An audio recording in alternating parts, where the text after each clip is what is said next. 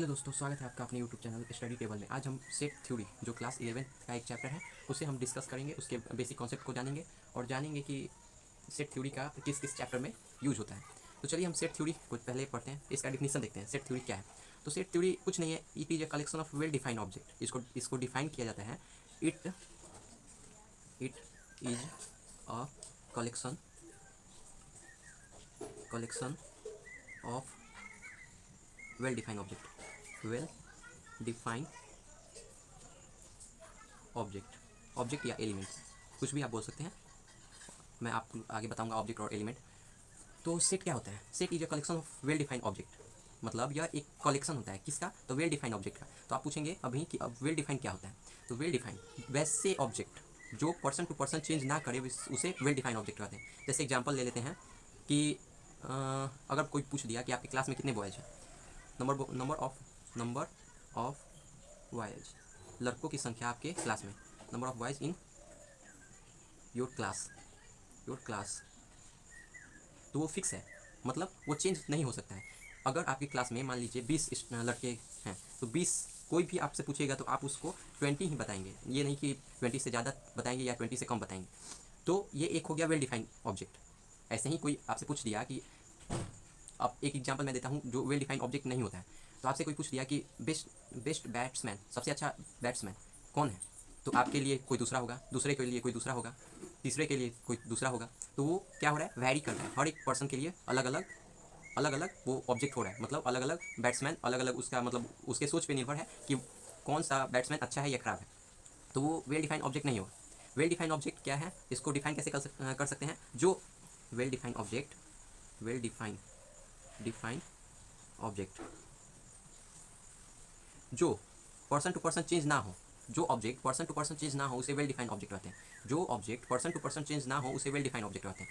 तो आप समझ गए, वैसे ऑब्जेक्ट का कलेक्शन, सेट को हम डिफाइन करते हैं वैसे ऑब्जेक्ट का कलेक्शन जो पर्सन टू पर्सन चेंज ना करे, मतलब वो फिक्स है, उसका रेशियो भी फिक्स है, वो भी फिक्स है, उसे हम सेट बोलते हैं। फिर से मैं एक बार और दोहरा देता हूँ सेट के डिफिनीशन को। वैसे ऑब्जेक्ट जो पर्सन टू पर्सन चेंज ना करे, वैसे ऑब्जेक्ट का कलेक्शन जो पर्सन टू पर्सन चेंज ना करे उसे सेट कहते हैं। हो गया? आप लोग, मुझे लगता है कि आप लोगों को समझ में आ चुका होगा सेट क्या है। अब आते हैं सेट के रिप्रेजेंटेशन पे। तो सेट को किस फॉर्म में रिप्रेजेंट किया जाता है, किस किस फॉर्म में रिप्रेजेंट किया जाता है, ये जानते हैं। तो representation of PRE representation of set, set को किस फॉर्म में रिप्रेजेंट किया जाता है? तो सेट को 3 फॉर्म में रिप्रेजेंट किया जाता है। First, roster form, roster form form second, set builder form, set builder builder form. Third, visual form. Set को 3 फॉर्म में रिप्रेजेंट किया जाता है। First, roster form, second, set builder form and third, visual representation, visual form में इसको represent किया जाता है। सबसे पहले हम देखते हैं कि सेट को रोस्टर फॉर्म में कैसे रिप्रेजेंट किया जाता है। तो हम जानते हैं कि सेट क्या होता है। Set is a collection of well defined object. तो ये एक कलेक्शन होता है, किसी भी ऑब्जेक्ट का एक कलेक्शन होता है, उसे हम सेट बोलते हैं। तो मान लीजिए 0 1 2 3 4, ये सब नंबर का एक सेट है, होल नंबर का सेट है, आप इसे बोल सकते हैं होल नंबर का सेट है। तो इसे लैंग्वेज का फॉर्म नहीं दिया गया है, ऐसे ही इसको नंबर के फॉर्म में लिखा गया है, या फिर बिना लैंग्वेज के लिखा गया है ब्रेसेस के अंदर, तो आप बोल सकते हैं कि ये रोस्टर फॉर्म है, मतलब बिना लैंग्वेज के। रोस्टर फॉर्म कैसे, रोस्टर फॉर्म आप कैसे पहचान सकते हैं?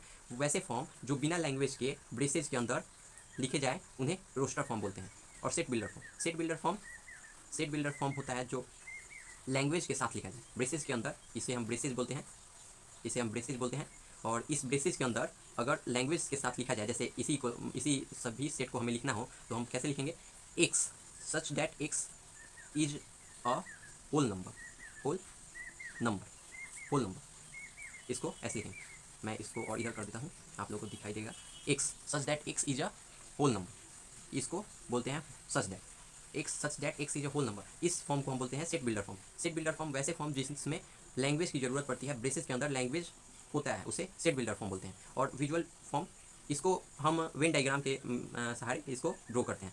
वेन डायग्राम आपको आगे चल के मैं बताऊंगा वेन डायग्राम क्या होता है। ऐसे 1 2 3 ये सब सेट ऐसे रिप्रेजेंट करना हो तो ये हो गया विजुअल रिप्रेजेंटेशन। आगे मैं चल के जाके बताऊंगा कि वेन डायग्राम क्या होता है। अब हम बात करते हैं कुछ इंपॉर्टेंट सिंबल्स की। तो ये इंपॉर्टेंट सिंबल बहुत इंपॉर्टेंट होते हैं इन चैप्टरों में। तो सबसे पहले ये सिंबल, इसे हम बिलोंग्स टू बोलते हैं। फिर आता है उल्टा ए, जो फॉर ऑल को एक्सप्रेस करता है। थर्ड ये, जो देयर एग्जिस्ट को एक्सप्रेस करता है। फोर्थ कॉमा, जो एंड को एक्सप्रेस करता है। और फिफ्थ होता है ये वाला सिंबल, यहाँ पे मैंने यूज किया है ये वाला सिंबल। ये सच दैट को एक्सप्रेस करता है। सच दैट, अगर आपको ये पढ़ना होगा तो x such that x is a whole number.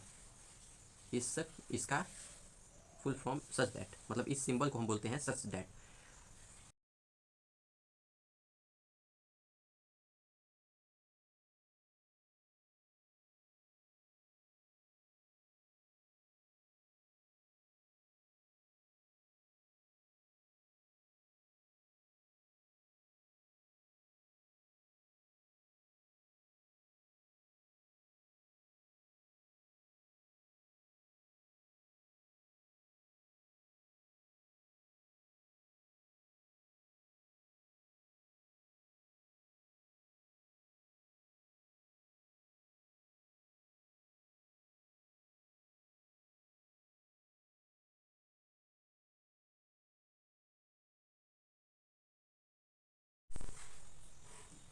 अब चलिए हम देखते हैं कि सेट सेट इतना इंपॉर्टेंट क्यों है, ये किस किस चैप्टर में यूज होता है। Use of set.